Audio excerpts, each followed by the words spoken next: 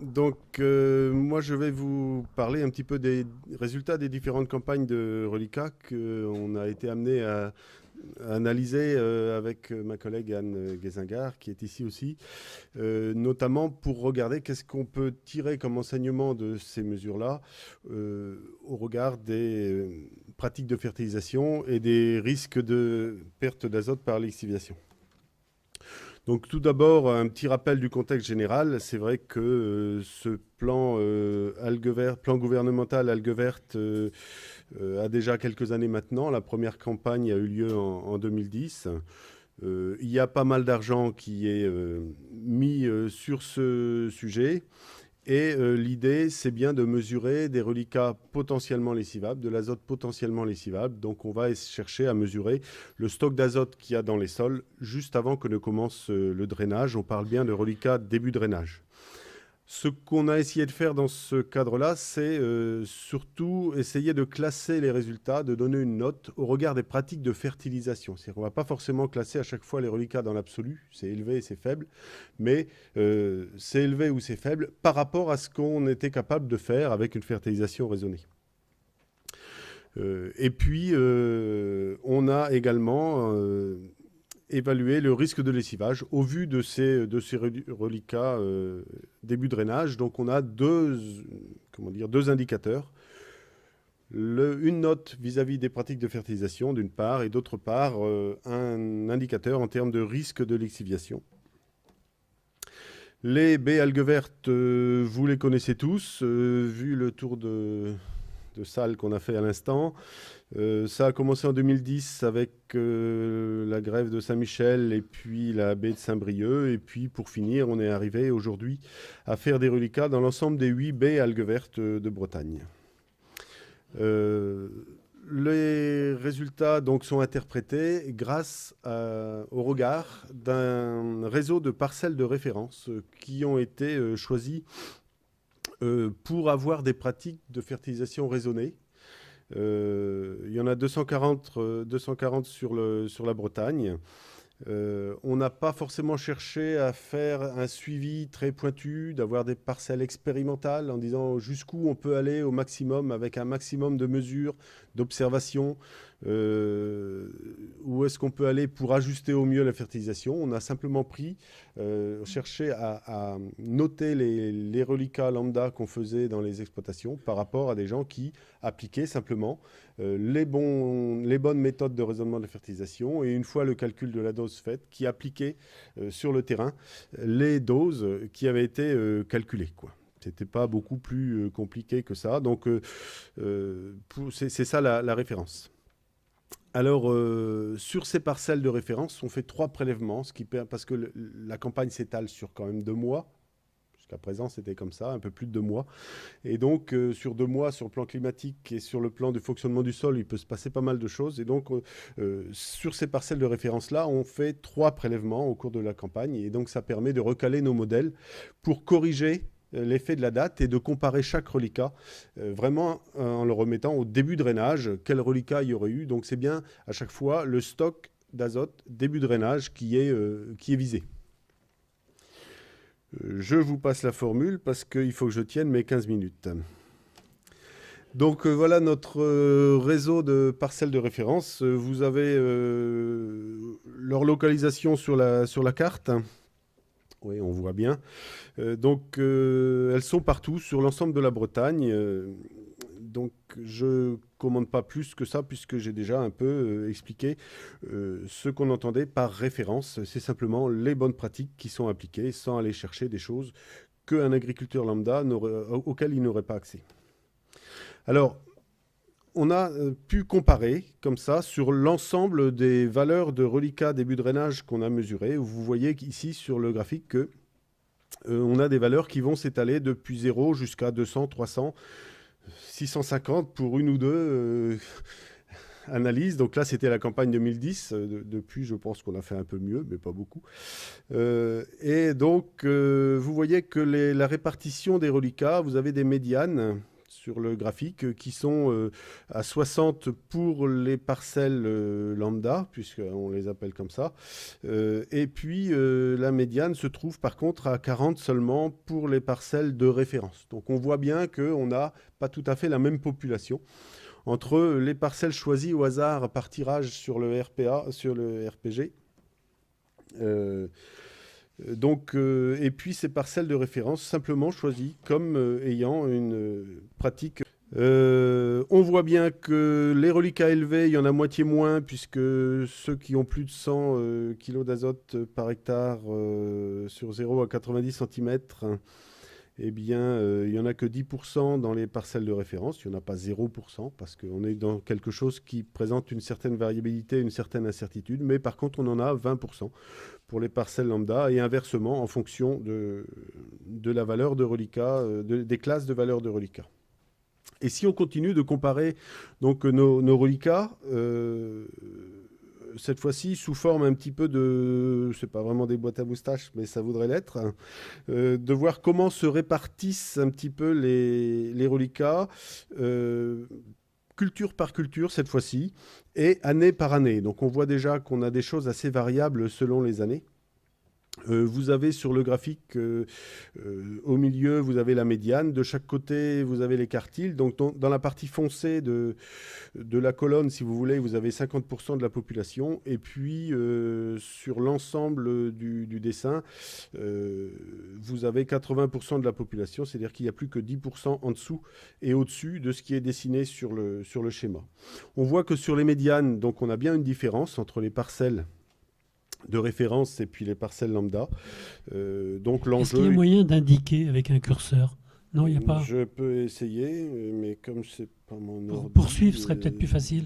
C'est pas mon ordi, j'ai pas de machin. Il n'y a pas un zappette là. Vous voyez quelque chose là si je fais bouger? Ah voilà. Ouais, ce serait. Voilà. Donc vous avez les médianes ici. Donc par exemple, céréales en 2012, vous aviez à peine une dizaine de kilos d'écart entre les parcelles de référence et les parcelles lambda. Par contre, en maïs, si on prend par exemple 2011, eh bien, vous aviez presque 20 kilos d'écart donc, dans les médianes.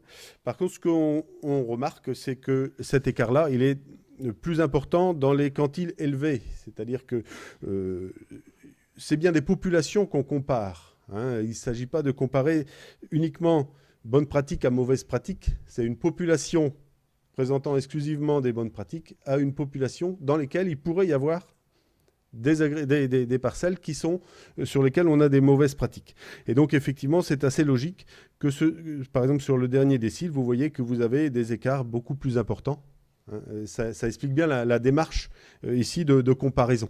Donc la seule comparaison sur les médianes n'est pas suffisante pour dire voilà les différences qu'il peut y avoir entre une parcelle de référence et un agriculteur lambda qui systématiquement aura 20 unités de plus dans ses reliquats que l'autre. Non, certains ont même moins que les parcelles de référence.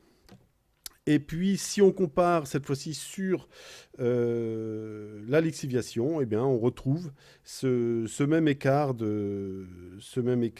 qui est reporté entre les reliquats début drainage. Si on fait le calcul de la lixiviation, on retrouve ce même écart sur les médianes, un peu moins sur les moyennes.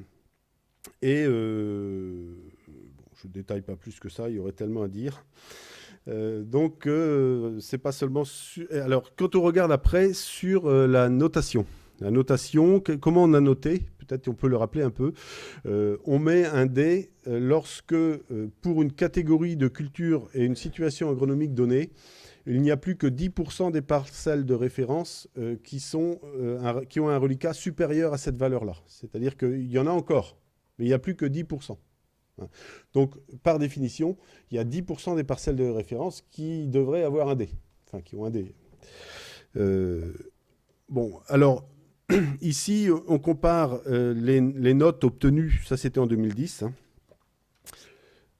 On a le petit carré qui nous cache en bas, là, mais normalement, c'est campagne 2010.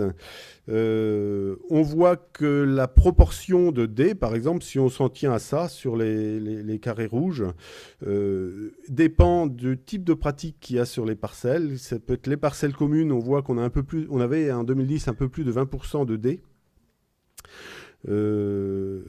Sur les parcelles en ICCE, il y avait donc un peu plus de 10%, 13%, 12%. Pareil pour SFEI. Les parcelles en bio, on avait 10% de D. Sur les parcelles de référence, on avait... Attends, juste explication quand même. ICCE, SFEI. D'autres que moi seront plus aptes à décrire ça. Indemnité compensatoire pour contraintes environnementales et système fourrager économe en intrants. Donc c'est des mesures qui sont appliquées sur les parcelles et qui sont indemnisées, quoi. La production biologique, donc on a 10%, mais on voit que sans aller chercher ces mesures-ci, le simple fait de s'en tenir exclusivement à des parcelles qui ont été fertilisées suivant les méthodes de raisonnement classiques, eh bien, on peut avoir les résultats les meilleurs. Donc, le raisonnement de la fertilisation, ça reste la base pour limiter l'impact sur l'environnement. Ici, ce n'est pas un mystère, mais ça veut dire qu'il ne faut pas forcément aller chercher beaucoup ailleurs non plus. Si on compare maintenant les cultures entre elles, on voit que sur le maïs, effectivement, en 2010, on avait plus de 20% de D.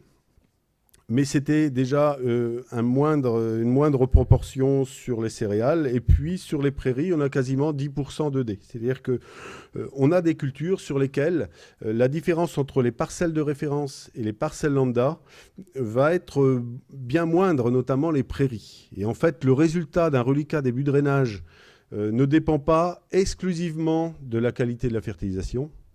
Et pour les prairies, ça dépend plutôt d'autre chose que de la bonne qualité de la fertilisation qui a été amenée au printemps. Ça va dépendre du chargement, ça va dépendre des successions des pâturages, ça va dépendre de plein de choses, éventuellement s'il y a eu un stress hydrique important en été, etc. etc. Et en fin de compte, on voit que là où l'impact de la fertilisation est le plus important, c'est plutôt sur le maïs. Sur les céréales, il y a déjà moins d'impact également, parce que derrière les céréales, on a d'autres outils pour limiter les choses, notamment les couverts végétaux. Si on regarde maintenant comment varie le reliquat en fonction de la dose d'azote, vous êtes habitué à voir ces courbes-là, on ne va pas les détailler ici, simplement on voit que le rendement augmente beaucoup au début et puis finit par plafonner, et c'est lorsque le rendement plafonne, on voit augmenter le reliquat de façon importante, hein. Vous avez ça, si je retrouve ma flèche ici, bon, je ne sais pas où est la flèche. Voilà, ici. Donc ça, c'est un bilan a posteriori. Ce que je veux vous expliquer ici, c'est que sur un bilan a posteriori, c'est assez facile de voir les phénomènes se hiérarchiser et évoluer de cette façon-là. Ici, on a 3 expérimentations qui sont parfaitement concordantes si on regarde le blé, pour aller dans le même sens. Par contre, lorsqu'on fait un bilan a priori, et c'est ça aujourd'hui qu'on va juger, on voudrait sur un bilan a priori qu'on a vérifié pour les parcelles de référence, voir comment ça se répercute sur un reliquat début de drainage. On voit que là, les choses sont beaucoup moins nettes, parce que entre-temps, entre le bilan qu'on fait a priori et puis le résultat de la culture, eh ben, il y a tout un tas d'incertitudes sur la minéralisation, il y a tout un tas d'incertitudes sur la minéralisation de fin de cycle, des incertitudes sur la croissance du couvert végétal après, etc.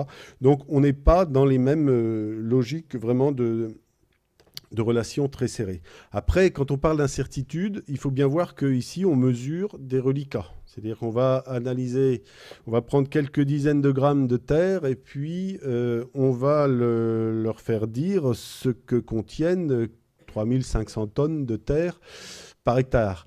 Donc effectivement, il y a l'aspect du prélèvement, il y a l'aspect des conditions de prélèvement, d'analyse, et en fin de compte, on voit bien que lorsqu'on analyse au cas par cas, parcelle par parcelle, on est confronté à une incertitude sur les résultats lorsqu'on a une seule analyse à une date donnée. Et ça, c'est aussi le réseau de parcelles de référence qui permet d'avoir ce calcul d'incertitude, puisqu'on fait 3 fois l'analyse. Eh bien, on voit que si on mesure 100 kg, ça peut être 50 ou 130. Bon, voilà ce sur quoi on travaille. Bon, ce qui fait qu'on voit beaucoup mieux les choses lorsque on travaille sur un grand nombre de parcelles. Alors, en fait, ce qu'il faut bien voir, c'est que la démarche, c'est bien de rechercher les grosses erreurs. Si je reprends la répartition des valeurs de reliquat observées, donc en fonction de leur valeur, et puis ici, c'est la fréquence cumulée. Mettons, si on regarde simplement le graphique de gauche pour un laboratoire, on voit qu'on retrouve cet écart entre les parcelles de référence et les parcelles lambda, qui est d'une vingtaine d'unités sur la médiane et puis qui est plus importante sur les quantiles élevés, de nouveau, comme tout à l'heure. Mais on voit qu'on arrive à reproduire très exactement la courbe orange en supposant que la courbe bleue est réalisée à partir de 2 populations. Une population de parcelles de référence qui se répartirait exactement de la même façon, et une population de parcelles où il y aurait eu des erreurs de fertilisation, et c'est la courbe verte, qui représenterait 25%. Donc on arrive à reproduire, on peut imaginer, enfin c'est un peu le schéma, ça n'est pas une preuve, mais c'est un peu le schéma pour visualiser les choses. On a 25% de parcelles où il y a des grosses erreurs de fertilisation, et c'est ça qui fait que les 2 populations, référence et lambda, s'écartent. Donc il s'agit bien de repérer, il ne s'agit pas d'affiner à 2, 5, 10 kilos près même le calcul de fertilisation, mais de repérer les grosses erreurs qui font la différence entre ces 2 populations. Ici, j'ai comparé les résultats avec les parcelles du réseau MH qui sont non fertilisées depuis 3 ans. Et on voit qu'il n'y a quasiment pas de différence, c'est-à-dire que par rapport à une parcelle où la fertilisation est raisonnée, moins que raisonnée ne fait plus gagner des choses. En termes de reliquat d'azote, d'autres facteurs peuvent intervenir que seulement la fertilisation. Ici, par exemple, c'est l'état de la réserve utile à la mi-août dans les parcelles de maïs. On voit que ça peut avoir un impact de plusieurs dizaines de kilos d'azote sur le reliquat début drainage pour une même fertilisation. Simplement le fait que la minéralisation de fin de cycle ait pu être importante ou pas importante. Ce qui reste également prépondérant sur les fuites, c'est l'impact du couvert végétal. On va en parler tout de suite après avec le témoignage. Mais on voit que à chaque fois, notamment quand on regarde les 2 graphiques de gauche, pour une date de début de drainage qui est normale ou tardive, plus le couvert végétal sera développé et correctement une bonne végétation, plus le reliquat début de drainage sera faible. Donc ça aussi, c'est un point sur lequel il y a énormément de travail à faire et qui est porteur de progrès énormément. Ça, je passe du coup, tant pis pour la minute de poésie. Si on regarde maintenant sur l'ensemble des campagnes pratiquées, comment évolue la proportion de D? Puisque à un moment donné, on se dit, toutes ces campagnes-là, est-ce que vraiment ça fait progresser les pratiques ou pas? Est-ce que ça fait progresser, est-ce que ça fait diminuer les fuites d'azote vers l'environnement? Eh bien, on voit qu'en fonction du nombre d'années d'engagement, alors là, c'est pas facile puisque toutes les baies n'ont pas été engagées dans le dispositif la même année, mais on voit bien qu'on a une tendance à voir baisser cette proportion de D d'année en année. Maintenant, il y a des effets années, toutes les années ne se ressemblent pas, et on a même pour des baies qui sont rentrées assez tard dans le dispositif, on a même tendance, c'est les pointillés que vous avez ici, on pourrait dire, tiens, ça augmenterait plutôt. Bon, donc c'est pas évident de voir ça. C'est pas forcément les mêmes laboratoires chaque année, etc. Après, on a essayé une autre approche qui est peut-être un peu plus compliquée, mais je vous rassure, c'est la dernière diapositive. En disant, voilà, on va simplement essayer de quantifier ces notes ABCD. Donc, on met 2 points quand on a un D, on met 3 points quand on a un D, 1 point quand on a un C et 0 quand on a un A ou un B ou un AB. Et après, on a mesuré plus que AB. À partir de là, on peut faire une moyenne parce que sur une parcelle donnée, c'est pas évident, il y a beaucoup de variabilité. Maintenant, si on a 4 parcelles dans l'exploitation une année donnée, ben, la moyenne de 4, c'est quand même mieux. Et puis si on a 5 saisons, 5 campagnes de reliquats, ben, ça fait 20 reliquats. Et là, on a une moyenne qui commence à vouloir dire un peu quelque chose. Donc c'est cette démarche-là qu'on a suivie. Bon, par exemple, si sur la moyenne... sur l'ensemble des résultats, on avait une médiane à 0,33 de notes, hein, suivant ce barème-là. Ça veut dire que la médiane, il y a un C. Sur 3 analyses, il y a un C et 2 AB, par exemple. Voilà la médiane des parcelles lambda. Bon, lorsqu'on a fait ça, après on a regardé comment évoluaient les parcelles qui avaient été mal, enfin les exploitations qui étaient une note supérieure à 2. C'est-à-dire que on a 12% des exploitations qui ont une note supérieure à 2 la première année, une année donnée. Donc, est-ce que vraiment notre dispositif a permis de focaliser sur des mauvaises pratiques ? Auquel cas, on va regarder d'une année sur l'autre, on devrait voir comment ça évolue et on devrait bien avoir identifié une population qui va avoir un résultat différent l'année d'après. Eh bien, on constate effectivement que ceux qui ont été supérieurs à 2 une année, l'année d'après, elles sont 2 fois plus souvent supérieures à 2 que l'ensemble de la population. Donc on a bien identifié une population particulière. Mais on voit aussi que d'année en année, ben, cette population-là va rejoindre, sur le graphique, vous voyez que la courbe rouge des mauvais, entre guillemets, hein, ceux qui ont eu plus que 2, eh bien, la proportion de cette population-là se distingue de moins en moins du reste de la population d'année en année. Et on a l'impression qu'au bout de 5 ans, eh bien, on a quand même eu un effet pédagogique de ces dispositifs qui ont permis quand même de diminuer cette proportion de notes supérieures à 2. Je pense que ça